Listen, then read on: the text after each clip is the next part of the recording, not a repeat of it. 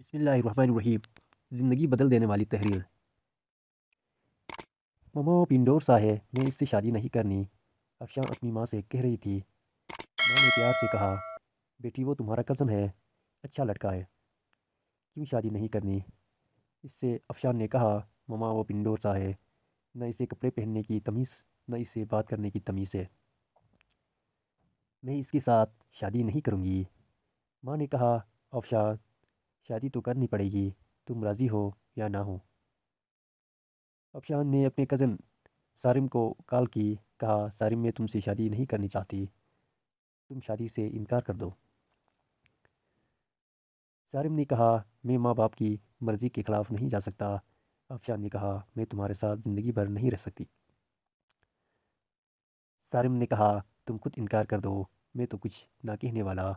افشان نے جب دیکھا اس کی شادی سارم سے کر رہے ہیں، افشان نے خودکشی کرنے کے لیے گھر میں پڑی میڈیسن کی کافی ساری ٹیبلٹ کھا لی۔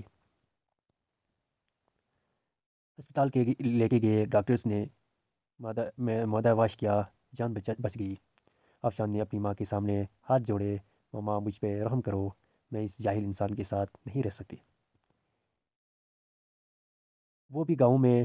ماں نے کہا، بیٹی سوچ لو، ہم سب جانتے ہیں وہ سارم بہت اچھا لڑکا ہے، کیا ہوا، وہ اتنا پڑھا لکھا نہیں ہے، وہ گاؤں میں رہتا ہے تو لیکن وہ لڑکا اچھا ہے۔ افشان کے نہ چاہتے ہوئے بھی افشان کی شادی سارم سے کروا دی۔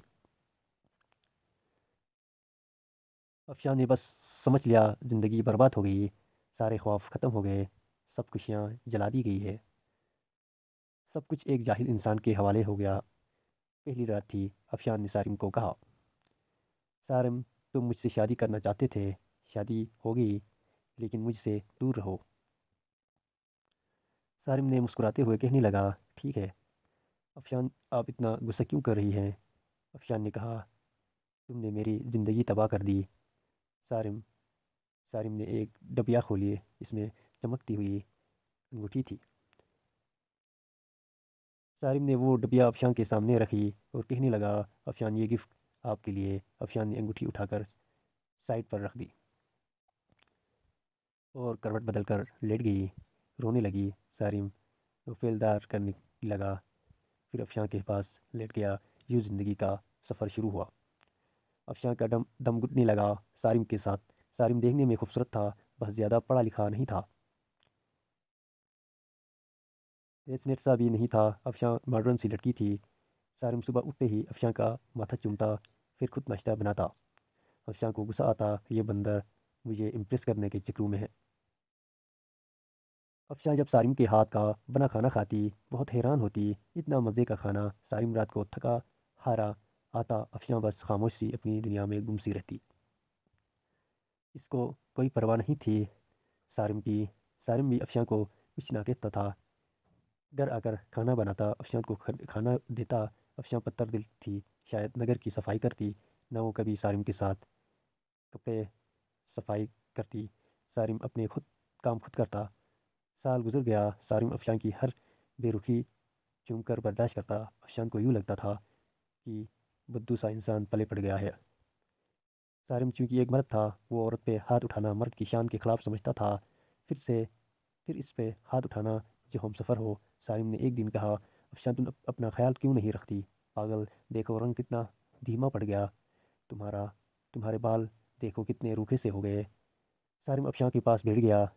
ایک سال کے بعد سارم نے یوں افشان خود چھوا تھا، افشان کے بالوں میں آئل لگانے لگا۔ افشان نے کہا، چھوڑ دو مجھے سارم نے کہا، نہیں چھوڑوں گا۔ افشان نے دھکا دیا، آئل سارم کے اوپر گر گیا۔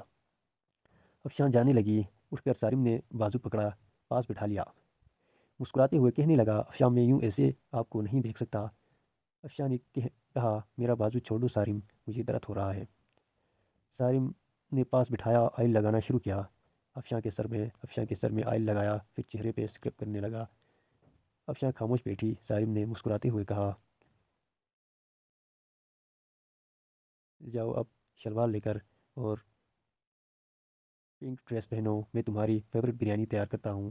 افشان حیران تھی، اتنی بے رخی پہ بھی اتنا پیار کرتا ہے۔ افشان شلوار لے کر آئی، آج چہرے پہ عجیب سی چمک تھی۔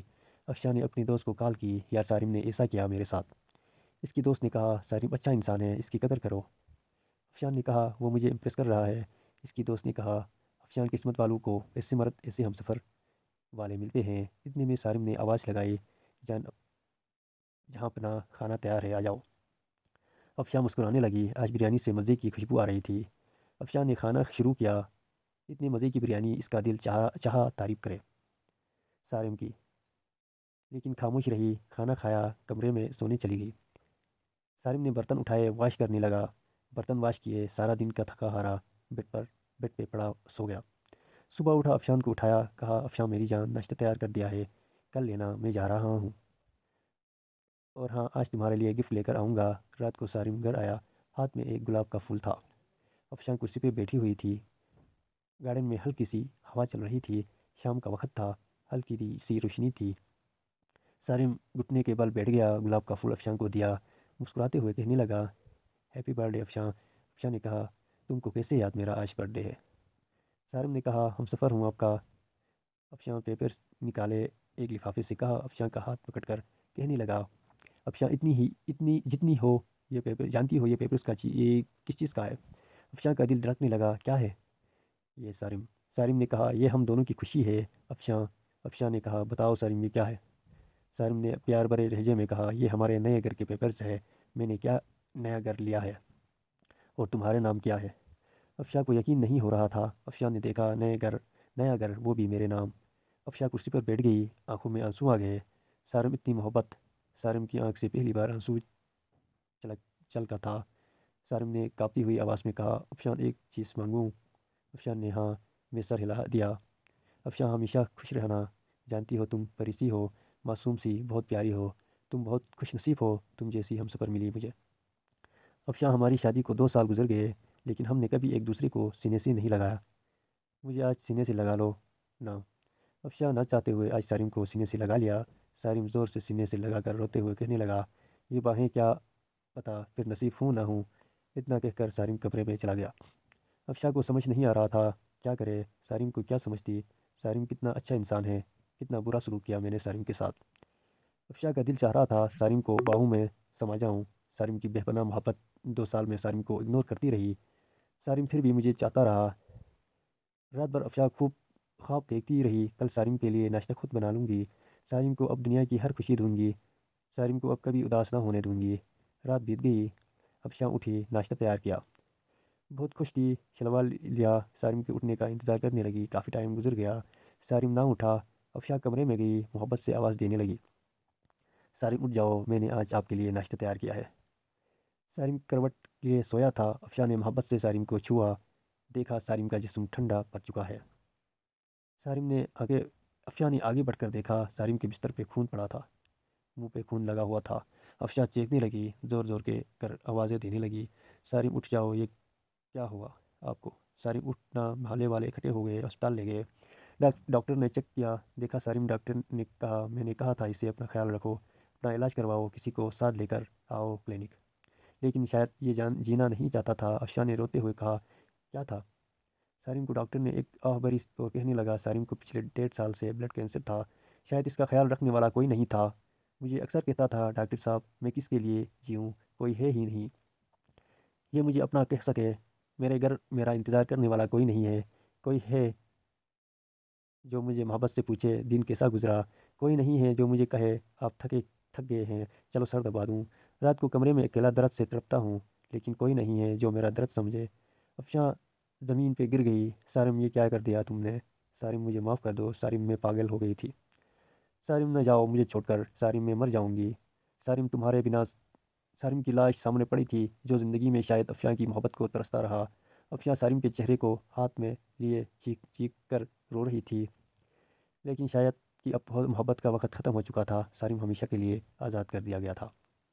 افشان کو میں بس اتنا کہتا ہے کسی کے جذبات سے مت کھیلو، کسی کو اتنا نہ ستاؤ کہ وہ مر جائے، اپنے ہم سفر کو سینے سے لگا کر ایک دوسرے کو گالی دینے کی بجائے ایک دوسرے کو چومنا لونا میں محبت کے لمحوں کو نہ جلا دینا، چھوٹی سی زندگی ہے، نہ جانے کب بچھڑ جائے، جب موت آگے محبت بانٹتے رہو، کسی کے مرنے کے بعد پچھتاوے سے اچھا ہے کسی کو زندگی میں ہی سینے سے لگا لو۔ السلام۔